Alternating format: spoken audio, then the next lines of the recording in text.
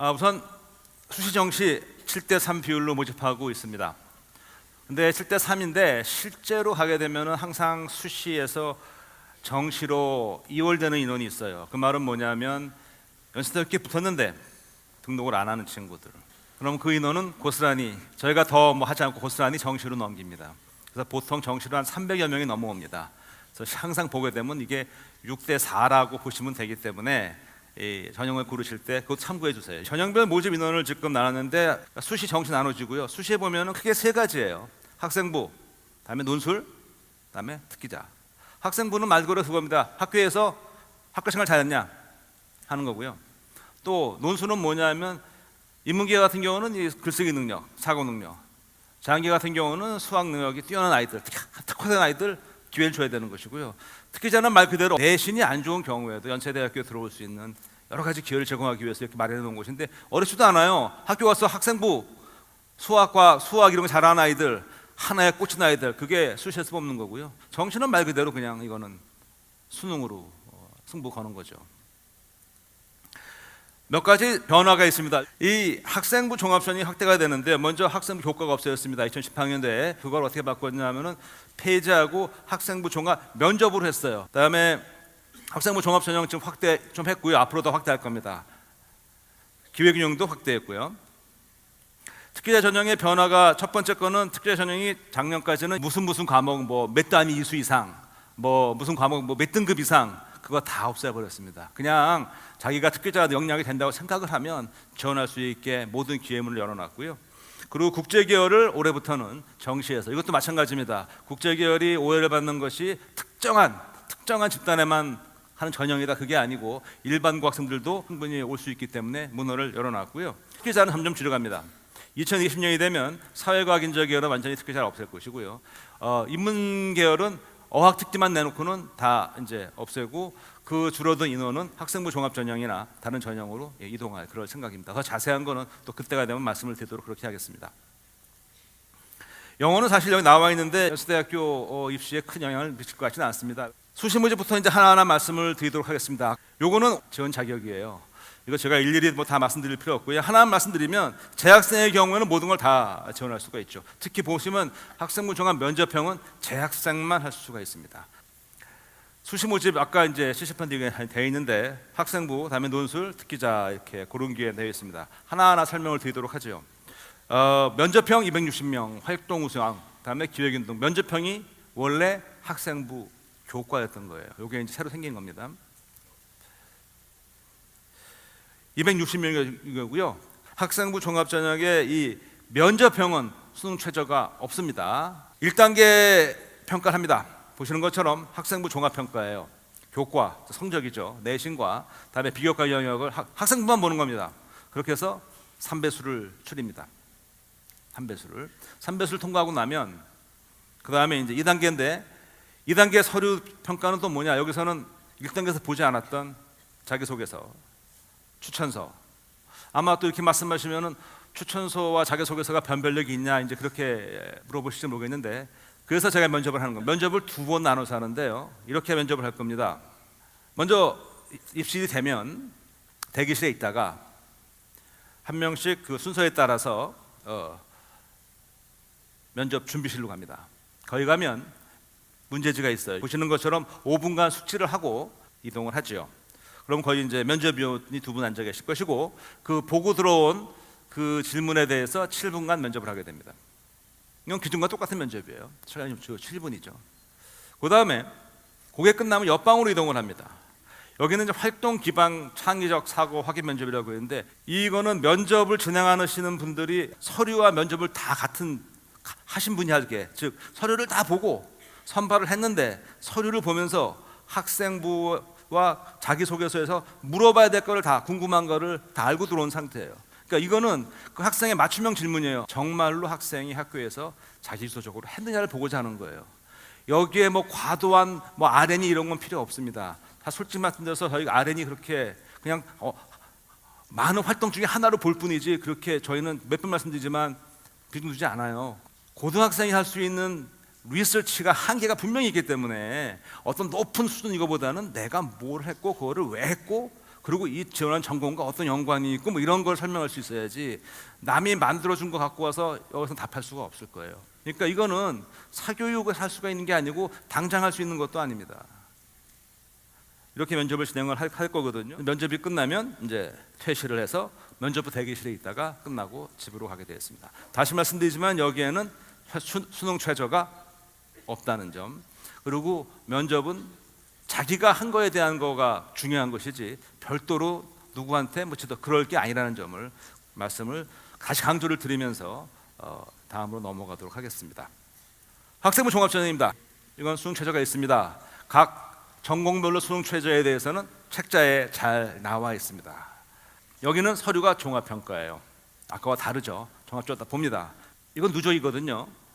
아까 학생부 면접형은 1단계 선행하면 끝나는 거예요. 2단계에서 면접 다시 하는 거고, 이거는 누적이에요. 1단계 서류 했던 그 점수, 서류 70이 있죠. 종합평가했으니까 면접에서 30%가 합니다. 통상 보게 되면 면접에서 당락이 바뀌는 경우가 한 30%가 바뀝니다. 통상 보게 되면 학생부 종합전형은 면접까지만 가면, 그리고 수능 최저만 맞추면 합격할 확률이 상당히 높은 것 같습니다. 제가 같습니다라고 그랬습니다. 합격한다는 게 아니고, 기회균등은 이거는 지원 자격이 되는 경우에만 해당이 됩니다. 학생부 종합전형은 똑같아요. 똑같은데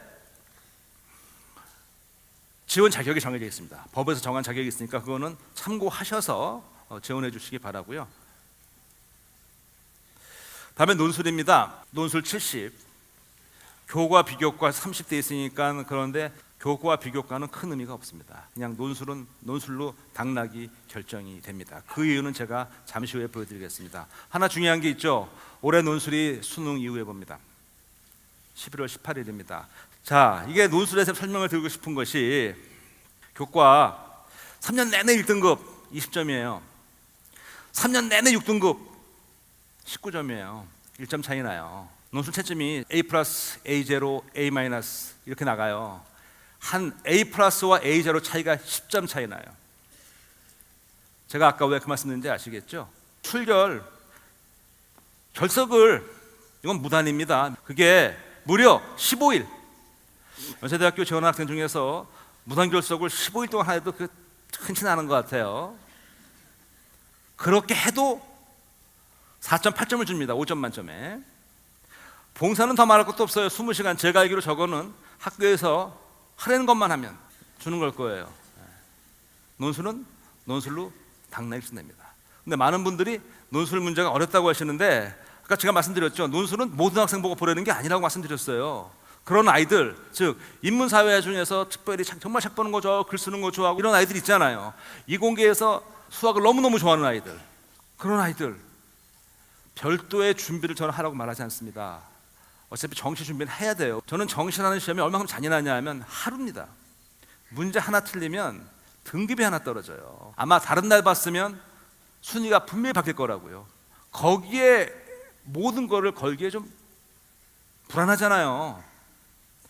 그러니까 정시를 어차피 볼 건데, 정시를 보는 학생 가운데서 나는 수학을 좀 잘한다, 나는 글 쓰는 걸 좋아한다, 잘 쓴다 하는 친구들은 정시 준비하는 과정에서 그냥 하면 된다는 거죠. 제가 설명을 어떻게 하면 되냐면요, 먼저 보시는 것처럼 요거를 보여드릴게요. 우리 학교 홈페이지에 가시면 먼저 선행학습 영향평가라는 아이콘이 있습니다. 클릭하세요.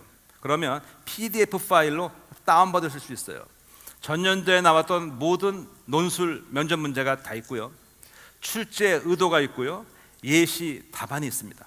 그걸 다운을 먼저 받으세요. 다음에 옆에 동영상을 클릭하시면 동영상이 나와요. 어떤 게 나오냐 하면, 동영상 잠깐 보여주시겠어요?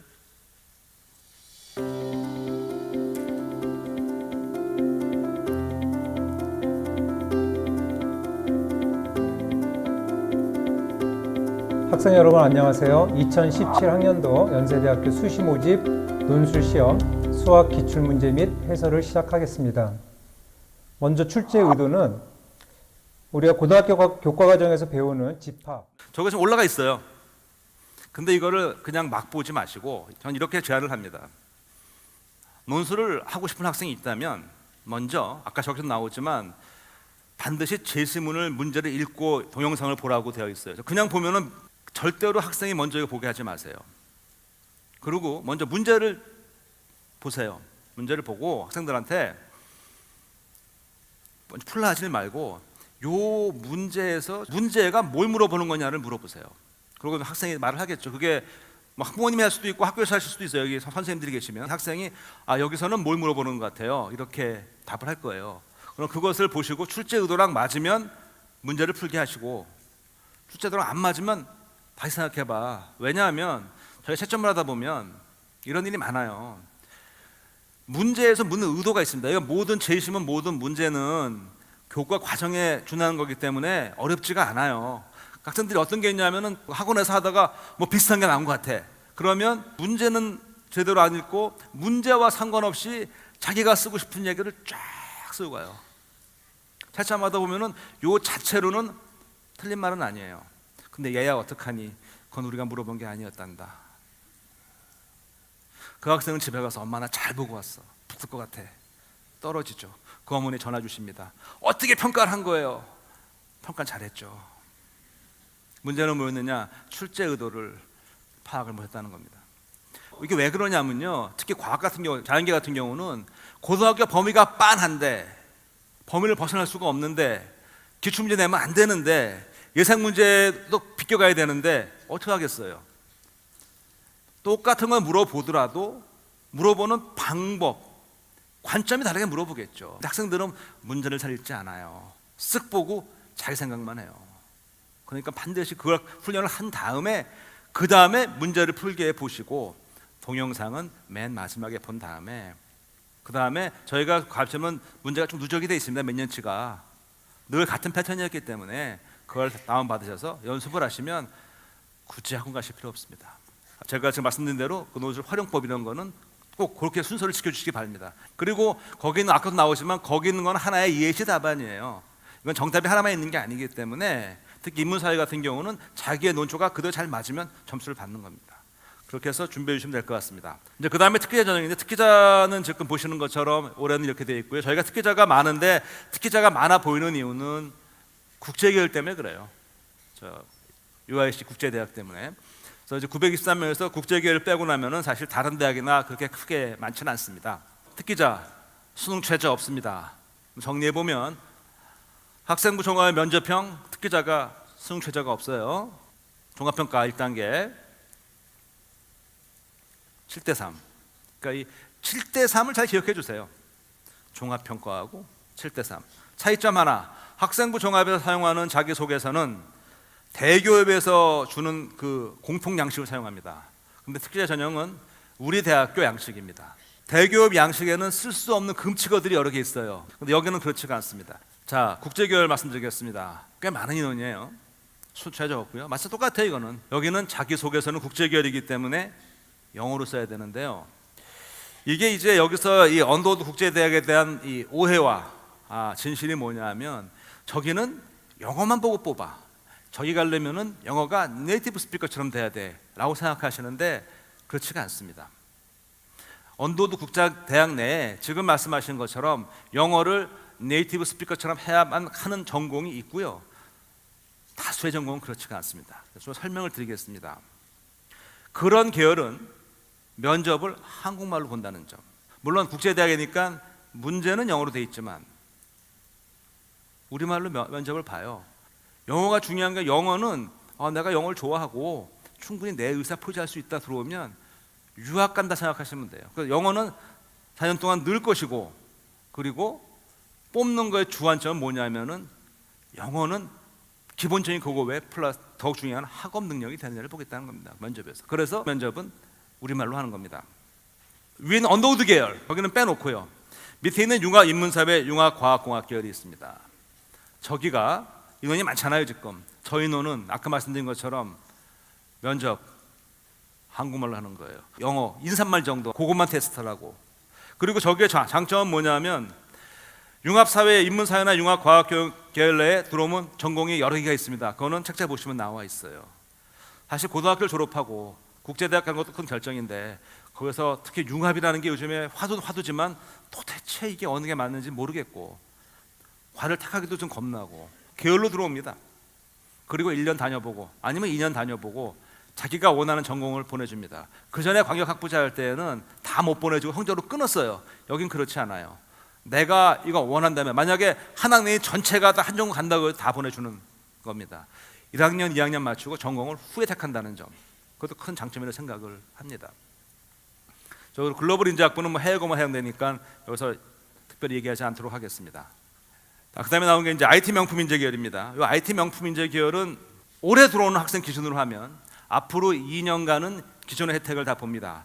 학비 전액과 기숙사비 그리고 소정의 이 용돈을 주는 거를 받고 있는데 2년간은 보장이 됩니다. 3년째부터는 그게 보장이 안 됩니다. 그때부터는 그렇게 할 수 있는 장학금을 받을 수 있는 학생도 있을 것이고 일부는, 다수는 그렇게 안 되는 거예요. 왜냐하면 정부의 이제 그 사업이 끝나거든요. 이제는 학교 자체로 운영이 되기 때문에. 그래서 그걸 꼭 아시고 들어와 주시길 바라겠습니다. 수능 최저 없고요. 마찬가지입니다. 서류 종합평가, 다음에 면접평가하고 여기에도 마찬가지로 자기소개 추천서, 이거는 연세대학교 자체 양식입니다. 작년까지는 면접을 1박 2일 했습니다. 올해는 신촌에서 하루만 합니다. 자, 뭐 예체능 계열은 그냥 간단히 표를 보시면 알 것 같아서 제가 특별히 설명드리지 않도록 하겠습니다.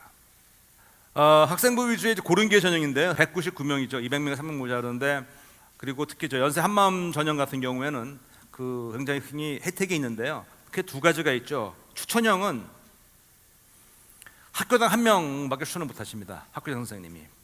그리고 여기는 수능 최저가 없어요. 추천받은 애들은 똑같아요. 하는 방식은 1단계 서류 종합평가 7대 3. 자격 기준은 역시 자격이 돼야 되고요. 추천 받아야 되고요. 근데 이제 한 학교에서 1명밖에 안 되니까 그러면 나는 추천 못 받으면 못 가는 거냐? 자격은 되는데 아니죠. 그러면 본인이 그냥 무추천으로 지원할 수가 있습니다. 근데 이 경우에는 수능 최저가 적용이 됩니다. 그리고 여기는 면접 보지 않습니다. 서류만 보고, 면접은 원칙적으로 안 보는데 혹시라도 꼭 이거 확인해 보고 싶어야겠다, 그럴 경우에는 개별적으로 연락을 해서 그럴 수는 있겠지만 면접이 없습니다. 여기 나와 있는 고른기회 전형, 이건 다 자격 요건이 돼야 되는 것입니다. 특히 북한 이탈 주민 같은 경우에는 본인이 북한 이탈 주민이 되는 겁니다. 수능 자격 기준 적용하는데 북한 이탈 주민은 제외입니다. 수능 최저 학력인데 아까 보여드린 것처럼 영어는 크게 변별력이 없다고 보고요. 한국사도 응시만 하면 저기 있는 등급 받기 그렇게 어렵지 않은 걸로 알고 있습니다. 바꿔서 얘기하면 영어와 한국사는 응시는 해야 되지만 저것이 당락에 그렇게 영향을 줄 것 같지는 않다는 얘기고요. 하나 중요한 거, 탐구 영역 반영 방법인데 저 과학이 중요해요. 저기 보면은 서로 다른 두 과목이라고 그랬거든요. 서로 다른 두 과목이라 함은 생물, 물리, 화학, 지구과학, 이게 서로 다른 두 과목이지 생물 원투 듣고 두 과목이라 그러면 곤란합니다. 이거는 그건 같은 과목이에요. 원투는 의미가 없어요. 원을 듣건 투건 상관이 없습니다. 어느 응시하건 반드시 이름이 다른 두 과목을 해야 됩니다. 실제로 이거 잘못해서 안 되는 학생들이 가끔 있어요. 이렇게 말씀을 드리는데도 수능 최저 학력 기준인데요. 이게 학생부 정합 활동 우수형입니다. 기회의 균형, 다음에 고른기회 전형의 수능 최저 등급입니다. 이렇게 나와 있고요. 일반 논술입니다. 논술의 최저 기준이고요. 정시로 가겠습니다. 어려웁니다. 정시. 딴 거 없어요. 간단해요. 이거는 수능 잘 보면 됩니다. 나군에 있습니다. 1000명 돼 있지만 아까 말씀드린 한 300명 넘어오니까 한 1300명, 1400명 됩니다. 자, 총점 1010점, 수능 900, 한국사 10점. 여기도 또 이제 학생부 100점이 있는데 또 마찬가지 약간 논술하고, 이 한국사는 뭐 응시만 하면 다 그 등급 많이 될까 10점 다 받을 것이고요. 학생부 기록적 100점은 보세요. 이것도 아까와 똑같은 상황이 벌어집니다. 일단 필수 영역은 이렇게 응시하시면 되고요. 한국사는 반드시 봐야 됩니다. 한국사는 예능 계열, 음악을 말하는 겁니다. 음악계 저기는 수능 안 봐도 돼요. 대신 수능을 안 보면 국어, 영어, 한국사의 점수 반영을 못 받는 것이죠. 그러니까 뭐 실기에 워낙 자신이 있고 잘하면은 그 말씀입니다. 수능을 안 봐도 되는데 그걸 수능을 안 보면 그 점수는 0점이 되는 거죠. 그냥 안 봤으니까. 그렇게. 그리고 다시 한번 말씀드리는데 과학은 반드시 서로 다른 두 과목 꼭 기억해 주시고요. 예, 이렇게 계산을 합니다. 영어 점수 별 차이가 없을 거예요. 절대가 되기 때문에. 한국사, 네, 이거 뭐 크게 대부분 다 만점 받을 거라 생각합니다. 자, 보십시오. 교과 성적 1등급과 5등급의 차이가 1점 차이 납니다. 1010점에서 논술 때와 마찬가지로 그냥 수능을 잘 보면 되는 것이다. 출석 등급 똑같습니다. 변별의 차이가 없다는 점 충분히 말씀드렸고요. 이번에부터 국제 계열을 정시에서 뽑습니다. 일반 고 학생들한테 좀 더 기회를 많이 주기 위해서 이렇게 바꾼 겁니다. 근데 여기는 정시인데 조금 달라요. 보니까 수능 최저 학력 기준을 적용한다 이렇게 돼 있잖아요. 아니 정시인데 무슨 수능 최저? 이거는 정시의 인원을 뽑지만 형태는 약간 수시의 학종 비슷하게 돼 있어요. 정시에 원서를 넣을 수가 있어요. 그러니까 이게 얼마나 좋은 겁니까? 수능을 그렇게 잘 보지는 않았는데 최저는 맞췄어. 근데 내가 영어 스킨 좀 돼. 그러면 지원하면 되는 거예요. 수능은 자격 기준이에요. 점수가 아니고. 그 다음에는 서류와 면접 역시 7대3. 근데 이거 갖고 자꾸만 뭐 복잡하다 하시는데 하나하나 보면 별로 복잡하지가 않기 때문에 자기가 원하는 전공을 먼저 정하고 그 다음에 맞는 전형을 찾으시면 여러 개의 전형을 충분히 지원 가능할 거라고 저는 생각을 합니다. 이게 주요 일정입니다. 오늘 저희가 이제 입시 설명회를 시작으로 공식적인 입학 설명회가 시작이 됩니다. 가을이 되면 입시가 시작이 되고 내년 1월까지 이어지는 입시입니다. 아까 제가 꿈으로 얘기했습니다. 꿈과 마음은 같은 맥락이 같은 것 같아요. 꿈을 이루고 왔고 우리의 꿈, 우리의 마음. 여기에 대해서 올해 탄생 100주년을 맞는 우리 윤동주 선배 당시 연희전문 1학년 때 지은 새로운 길이라는 시로 우리의 마음을 전달해 보도록 그렇게 하겠습니다.